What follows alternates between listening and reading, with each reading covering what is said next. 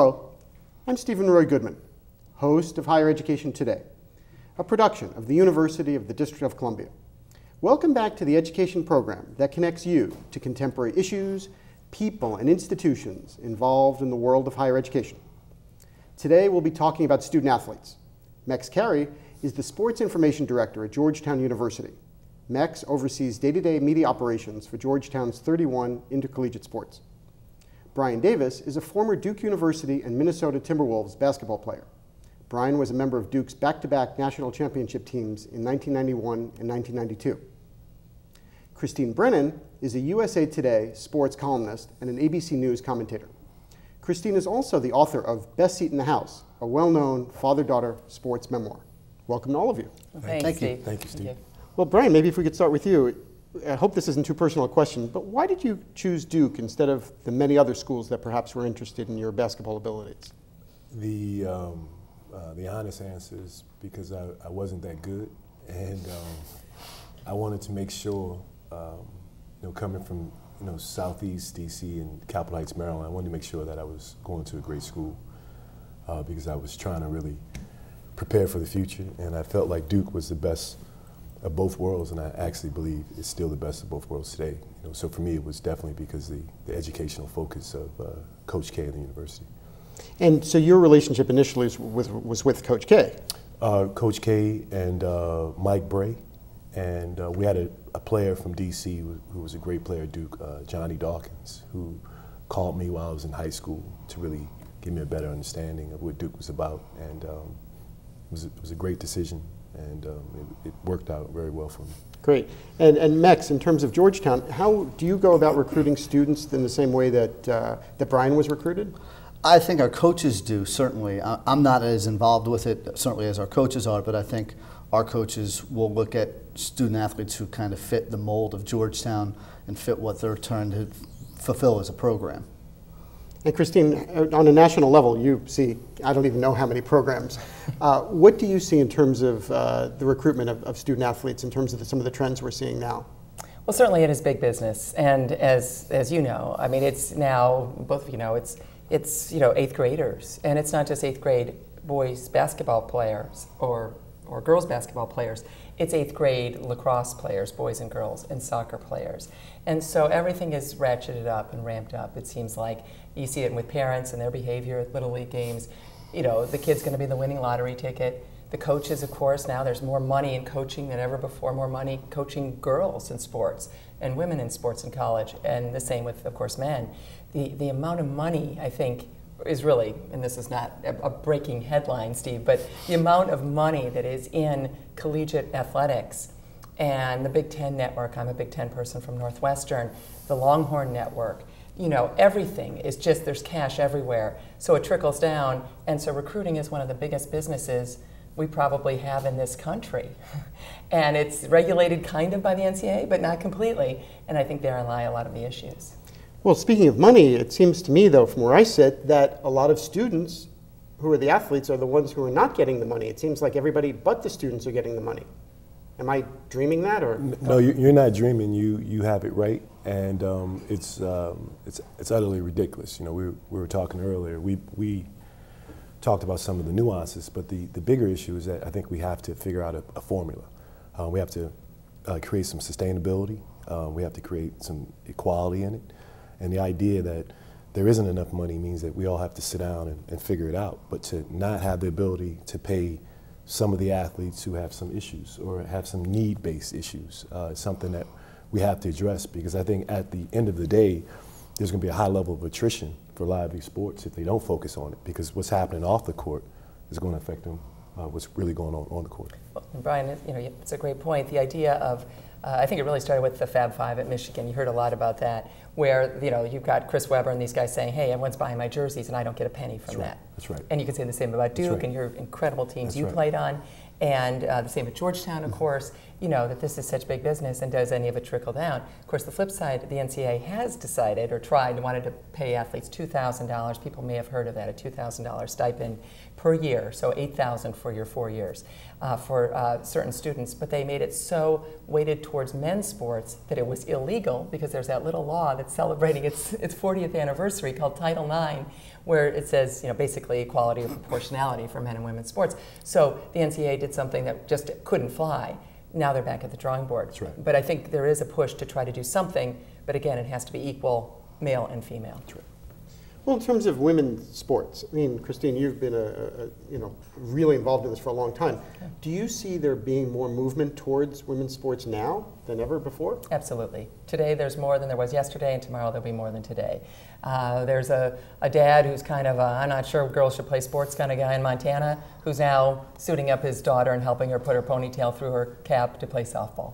And I think Title IX is the most important law in our country, not just sports, but of anything that's happened the last 40 years. I know that's, people are going, wait a minute. But I think it is empowering girls and women, and we'll see women running for president on every 4 years in the 30s and 40s in this country. And I think the common denominator for those women, senators, CEOs, more and more every year, but especially, and give it another 20 years or so, 20, 30 years, the common denominator for every one of those women leading this nation will be that they played sports. And that was Richard Nixon signing Title IX, the law, June 23rd of 1972. So yes, now, is it equal? No. Will we ever have pro sports, colleges moving on to pro? I don't know that that's the success. I think participation. Women's sports should declare victory with the participation and not worry if we have a women's pro soccer league.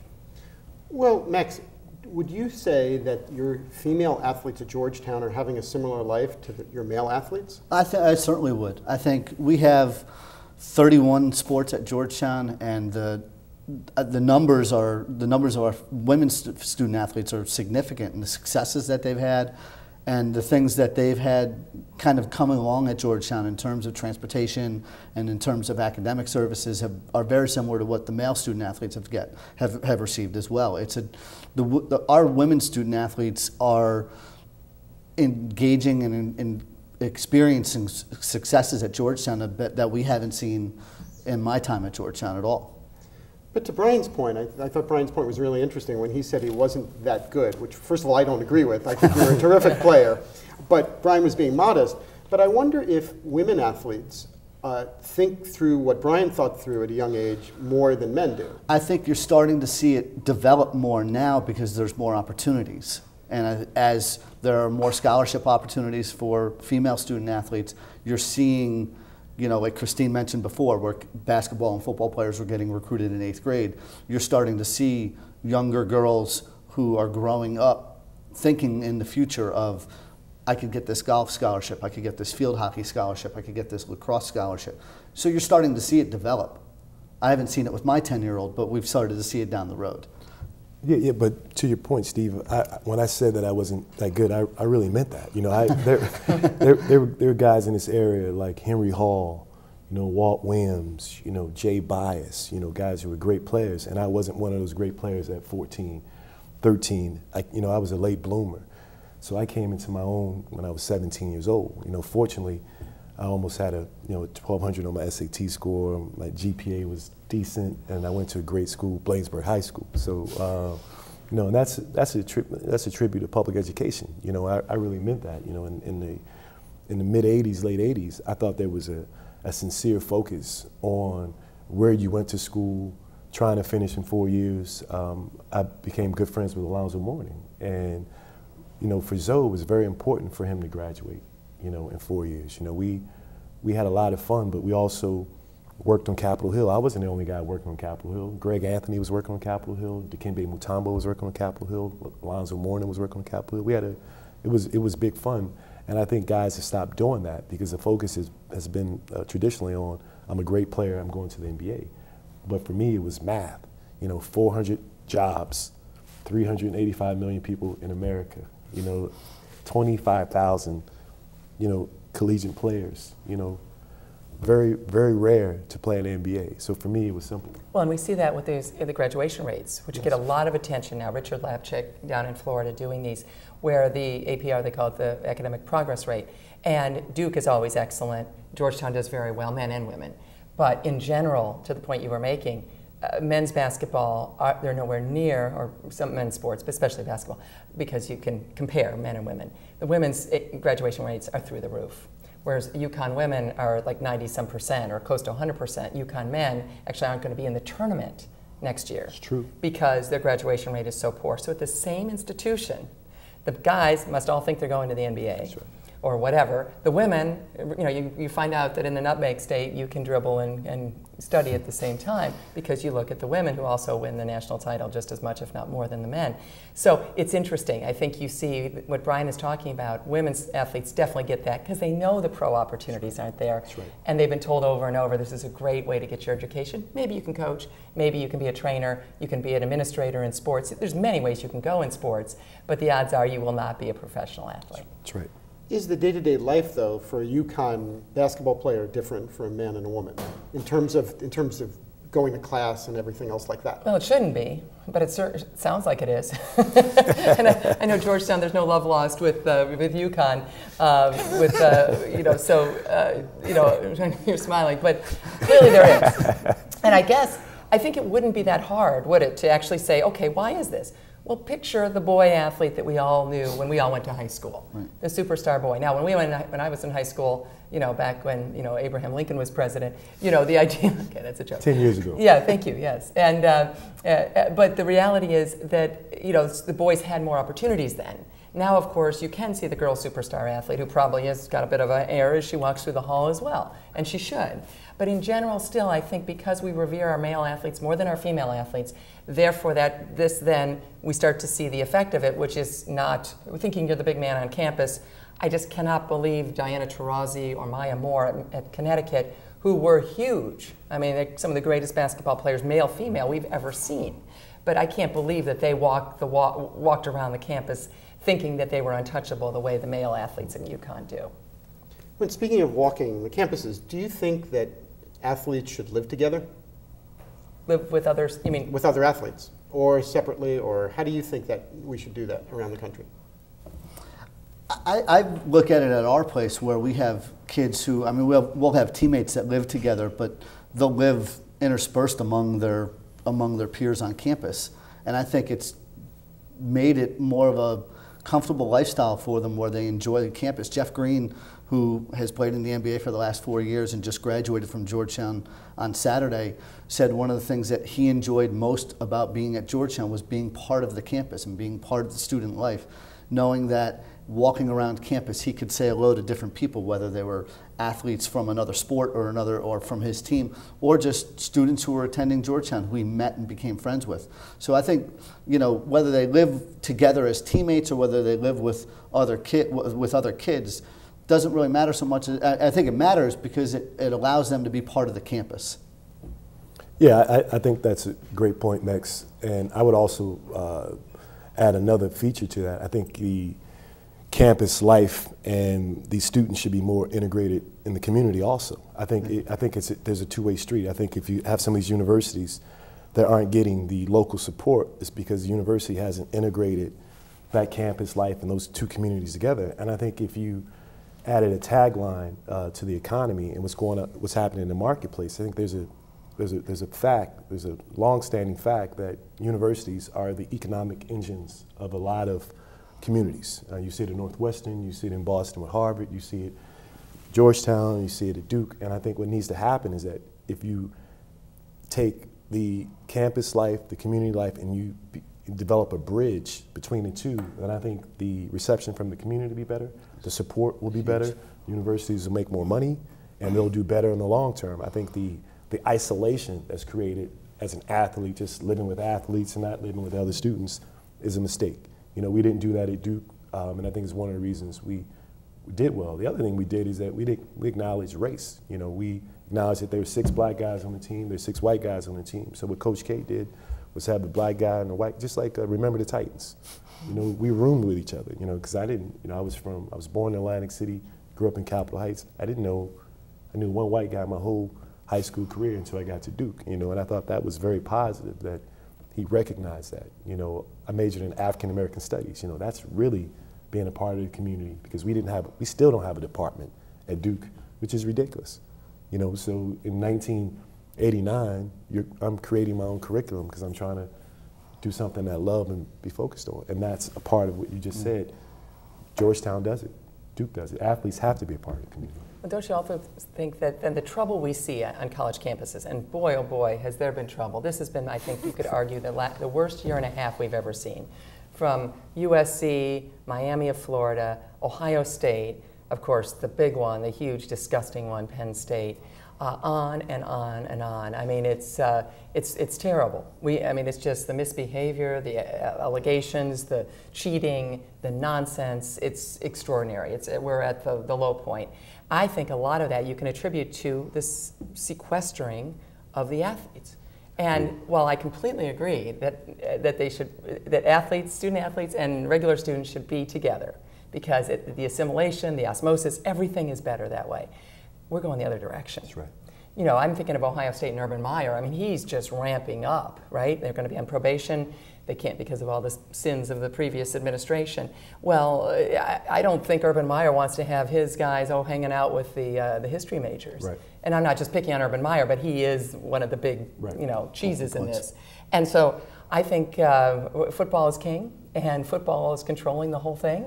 And we shouldn't, there's so much money in this now, and I think that these coaches get their way. I think the quote of the year probably was Gordon Gee, the president at Ohio State, saying that, "I hope the coach doesn't dismiss me." That's right. When asked if he was going to dismiss Jim Tressel. Gordon Gee, "I hope the coach doesn't dismiss me." I think we should keep that in mind. That's the president of the university saying that. Well, it's funny you mention that because Gordon Gee was on this show a number of shows ago, and and he spoke very eloquently about his roles. But I think that he's torn. I don't want to speak for Gordon, but I mean he's torn as well. I think we're all torn with what we do about this. But what do we do in terms of changing the dynamics? So how does it work? Let's say if I want you, Brian, as a student athlete, to be able to go into a class and to say, Professor Jones, I'm having trouble with something. Yeah, we have to be honest with ourselves. The problem with student athletes in sports and collegiate sports is that we're not honest. We're telling guys that education is important when it's not important. What's important is making money. And if we just began every conversation to say, you know what, this is a business. You know, you're here because you make money for our university. And then you can have an honest discussion about, well, how do we mitigate any risks or future liabilities with you not becoming educated? And the first thing that you do is, if you're being honest with me, you tell me that if I play here for 3 or 4 years, I generate multiples of capital, you can give me 7 years to graduate. Whatever it takes for me to graduate, because I've made that money. The problem is that we're one and done, not just with guys going to the NBA, but we're one and done with guys getting a real education. You know, you can have an education and still not get a job in America. That's proven. You know, there's a special set of skills that need to be developed, and you need to be trained. There needs to be a social component to it. We have social skills.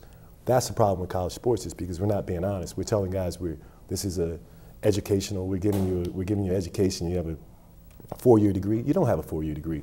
You have a 1-year degree, and you have the opportunity to get a new degree each year. You know how many kids who don't know that? They don't know that. How did you know that? I knew that because I wasn't that good. That was my point. my point is that you're also very smart. Yeah, you're very smart. Yeah. When you know you're not that good, then there's a level of humility. You know, I have a great family, I have a great upbringing, and I'm from a community that was proud of me. So the last thing I wanted to do was go to Duke and fail. It wasn't about basketball. It was about graduating and now coming back to the community. You know, I'm a real estate developer now. There's nothing that makes me more proud that I can actually do something with my life. You know, the biggest turn off in sports should be guys blowing their brains out, you know, because they have concussions and they don't know how to go forward in life. That's not just football. It's all life. Yeah. It's all sports. It's not just men. It's women also. You know, these young ladies who are getting depressed in the WNBA, it's because they're not being fostered. There's not enough love. It's all about, as Christine said, money, money, money. And that's where guys like Mex, quality guys around these young men who are explaining to them what they need to do to go further in their lives. These are great examples. I think one of the things I enjoy most, kind of like what you were saying, Brian, is about the resources that we have at, not just at Georgetown, but a lot of other schools, whether it's from academic resources, whether it's compliance people, athletic trainers, sports information people like myself, who can build relationships with student athletes and kind of help them along their way, whether it's talking to, there's a women's soccer player who's playing professionally overseas right now from Georgetown who is on the U.S. Olympic short squad. And one of the things I remember specifically speaking to her about was interview skills, whether it's saying, stop saying or yeah. And it was something that over a course of 3 years that she developed, and she sent me a thank you note when she graduated. And it's a little things like that where I know I can have that impact and make a change in someone's life that to me are the important parts. And I will say that as we talked about money and all the negative, I mean, Max, you are exactly right, and you are an example of the positive.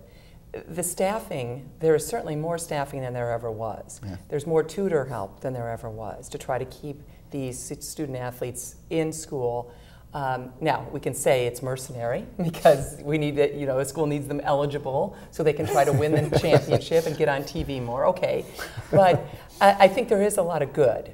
We hear the bad. We hear about Penn State and Ohio State and Miami, Florida and USC and Pete Carroll and all that nonsense. We hear about that. And I write about it and we talk about it all the time.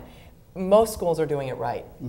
That doesn't mean they're not problems. And you bring out the racial divide, which I think could still be as wide as the Gulf of Mexico. All the things we've done in our country, we're not there yet. The difference, going forward, the job opportunities, the misplaced dreams that you think you're going to be in the NBA or WNBA, and there's like no chance on earth you're going to be, but yet you're going to say you think you're going to do it, so you're not going to math class.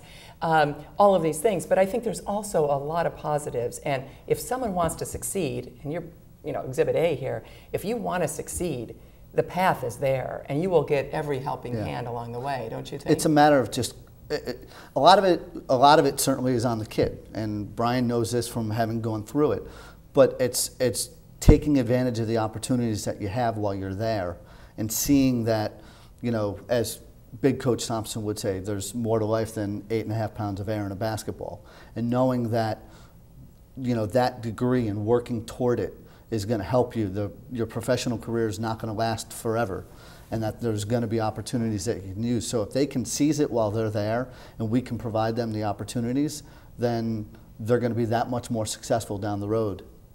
But what incentives are there for schools that aren't like Georgetown to do that? I don't think it matters necessarily what level of school you're at. I went to a small school in Western New York, and I think my friends who played sports at St. Bonaventure and it went through the same things that Brian did. When my roommate was a soccer player, was the captain of the team, and he was putting in probably maybe not as much time on the soccer field as Brian was playing basketball, but they were both working toward the same endeavor, which is to try to earn a degree and build something for life after college, after soccer. So I don't think it matters what level of school you're at, whether you're at UDC, whether you're at Georgetown, whether you're at Duke, whether you're at Northwestern, whether you're at St. Bonaventure. It's working towards something to help propel you into your next step of your life. That's a great point, Max, and I think the larger point is it doesn't matter where you are. Just like you said, it's who's supporting you. I think if you have the fundamental support of your family and you have good friends, the best decisions in my life was the friends that I chose. I wanted to be around smart people because I knew I wanted to be smart, so and that's just recognition. And I think the same goes for sports. I think you have to fundamentally, if you're the NCAA, and this is speaking on the positive, you have to educate the athlete about life on campus, the summers, life after your career's over. And I think if we do a better job of preparing the guys on the front end, they'll recognize that, maybe I shouldn't play in the summer league. Maybe I should get an internship. If we make those kind of things mandatory, then you'll see attrition rates go down because the university experience will be so exciting for most guys. And more importantly, they'll feel better about those universities post their careers. Well, and one of the things, taking off my journalist hat for a moment, at Northwestern, I actually started a mentoring program for our female student athletes. I figured the guys, the bank president's probably going to hire the quarterback, for the football team. But where's the old girls network? We got the old boys. Where's the old girls network? So I started this. We've done this twice, and speed networking and all kinds of things. And it actually is a positive. I mean, the Northwestern coaches I think. I'm not involved with recruiting, obviously, and they have to, there's so many rules and so many, the fine print of all the things you can and cannot say to parents. But I think they're able to actually show a video in their laptops, not send it out, of this speed networking thing that we do and this mentoring. That's great. That's great. And so, to your point, yeah, a lot of these athletes, male or female, can't necessarily get summer jobs the way we could when those of us who were just intramural athletes, because they've got to be training, coaching, doing the camps with the coaches, whatever it might be. They're almost in season, all year round. But the idea that if we can get them internships, or if we can at least have the jobs kind of waiting for them when they graduate, and I'm sure you guys do some similar things, well then, isn't that a positive for recruiting those kids? Yes. And hey, Northwestern does this, does Stanford do this, does Vanderbilt do this? I want my girl softball player, or I want my young woman lacrosse player or field hockey player to go to Northwestern because they do this. You won't believe this. Quinn Snyder, who's coach of the Los Angeles Lakers right now, was the guy who did that on our basketball team. He was brilliant. He was the first guy to work for Morgan Stanley. So he pulled me aside, pulled a couple other guys aside, said, "Brian, I think you should go to New York, work in the summer." I jumped right in. And that's the level of maturity. That's why you choose Duke. But you understand, you have that. I mean, there's a great network at Georgetown. I mean, people talk about the alumni connection, and the Georgetown connections are very strong, whether it's, I know our lacrosse program has kids that go up every year to Wall Street. Coach Thompson III has, with the Georgetown Wall Street Alliance, has had a couple of the basketball players go up every summer to spend a day or two working for Ron Blaylock. Working on the floor for a day, right?